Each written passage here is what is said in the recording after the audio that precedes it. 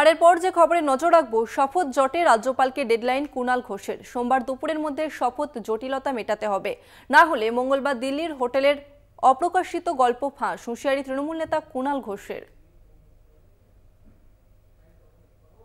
বিধানসভা উপনির্বাচনে জেতেন দুই তৃণমূলের বিধায়ক এবং তার এখনো পর্যন্ত তাদের শপথ গ্রহণ হয়নি এবং শপথ গ্রহণ নিয়ে ক্রমশ জটিলতা বাড়ছে। শপথ জটে রাজ্যপালকে ডেডলাইন রীতিমতো কুণাল ঘোষের। সোমবার দুপুরের মধ্যে শপথ জটিলতা মেটাতে হবে, এমনটাই মন্তব্য করেছেন কুণাল ঘোষ। না হলে মঙ্গলবার দিল্লির হোটেলের অপ্রকাশিত গল্প ফাঁস করা হবে, হুঁশিয়ারি তৃণমূল নেতা কুণাল ঘোষের। কুণাল ঘোষ তিনি ঠিক কি হুঁশিয়ারি দিয়েছেন শোনাবো আপনাদের।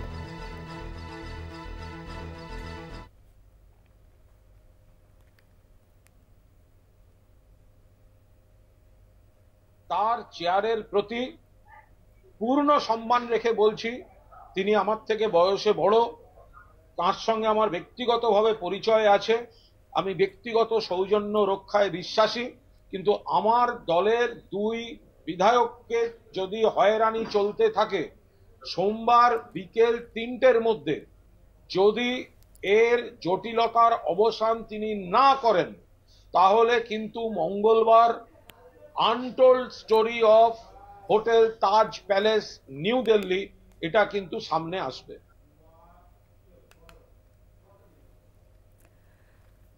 রাজভবন সম্প্রতি শিরোনামে ফিরে এসেছে দুই ভাবী তৃণমূল বিধায়কের শপথ গ্রহণকে কেন্দ্র করে। বিধানসভা উপনির্বাচনে জয়ী তৃণমূল প্রার্থী সায়ন্তিকা বন্দ্যোপাধ্যায় এবং রায়াত হোসেন সরকার ভোটের ফল প্রকাশের প্রায় ২৪ থেকে ২৫ দিন পার হয়ে গিয়েছে, তারপরেও এখনো পর্যন্ত শপথ নিতে পারেননি দুই বিধায়ক এবং যার জেরে জোট অব্যাহত। এবং ইতিমধ্যেই কুণাল ঘোষ তিনি হুঁশিয়ারি দিয়েছেন রাজ্যপাল সিবি আনন্দ বোসকে।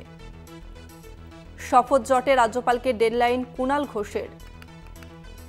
সোমবার দুপুরের মধ্যে শপথ জটিলতা মেটাতে হবে, এমনটাই হুঁশিয়ারি দিয়েছেন কুণাল ঘোষ। আর যদি তা না হয় তাহলে মঙ্গলবার দিল্লির হোটেলের অপ্রকাশিত গল্প ফাঁস করা হবে।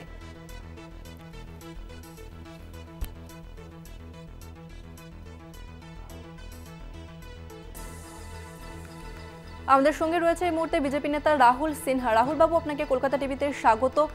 এখনো পর্যন্ত যে দুজন বিধায়ক রয়েছে তারা এখনো শপথ গ্রহণ নিতে পারেননি এবং কুণাল ঘোষ তিনি ইতিমধ্যে সিবি আনন্দ বোসকে হুঁশিয়ারি দিয়েছেন, বলেছেন যে সোমবারের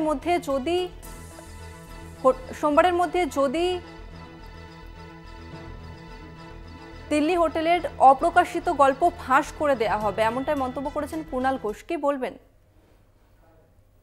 শিষ্য অভিষেক ব্যানার্জি যেমন বিভিন্ন সময় ৩০ জন অপেক্ষা করে আছে বিজেপির এমএলএ, দরজা শুধু খোলা বাকি আছে, খুলে দেবো দরজা করতে করতে আজকে বছরের পর বছর চলে গেল। সেই কারণে আমি মনে করি কুণাল ঘোষও একই, যে টিচার যে ফ্রড করে জেলে যায় তার আবার দিল্লি, তার আবার ঘটনা প্রকাশ, এসবের কোনো মূল্য নেই। আমি মনে করি যদি হিম্মত থাকতো তো হুমকে দিত না, হিম্মত থাকলে বহু আগেই করে দেখাতো। বেশ, ধন্যবাদ আপনাকে রাহুল বাবু। আপনাদের আরো একবার জানিয়ে রাখবো, শপথ জটে রাজ্যপালকে ডেডলাইন কুণাল ঘোষের। সোমবার দুপুরের মধ্যে শপথ জটিলতা মেটাতে হবে এবং যদি তা না হয় তাহলে মঙ্গলবার দিল্লির হোটেলের অপ্রকাশিত গল্প ফাঁস করা হবে, এমনটাই হুঁশিয়ারি তৃণমূল নেতা কুণাল ঘোষের। শপথ জটে রাজ্যপালকে ডেডলাইন কুণাল ঘোষের। সোমবার দুপুরের মধ্যে শপথ জটিলতা মেটাতে হবে এবং তা যদি না হয় তাহলে মঙ্গলবার দিল্লির হোটেলের অপ্রকাশিত গল্প ফাঁস করে দেওয়ার হুঁশিয়ারি কুণাল ঘোষের।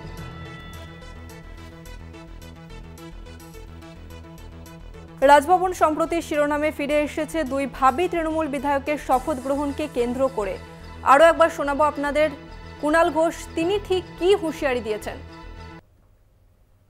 তার চেয়ারের প্রতি পূর্ণ সম্মান রেখে বলছি, তিনি আমার থেকে বয়সে বড়, তার সঙ্গে আমার ব্যক্তিগতভাবে পরিচয় আছে, আমি ব্যক্তিগত সৌজন্য রক্ষায় বিশ্বাসী, কিন্তু আমার দলের দুই বিধায়ককে যদি হয়রানি চলতে থাকে, সোমবার বিকেল ৩টের মধ্যে যদি এর জটিলতার অবসান তিনি না করেন, তাহলে কিন্তু মঙ্গলবার untold story of hotel Taj palace new Delhi এটা কিন্তু সামনে আসবে।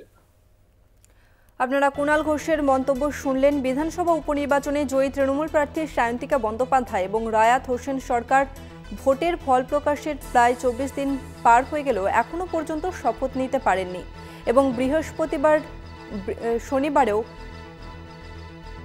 শনিবার রাজ্যপালকে রীতিমতো হুঁশিয়ারি দিয়েছেন কুণাল ঘোষ। তিনি বলেছেন, সোমবারের মধ্যে যদি শপথ গ্রহণ না হয় তাহলে মঙ্গলবার দিল্লির হোটেলের অপ্রকাশিত গল্প ফাঁস করে দেওয়া হবে।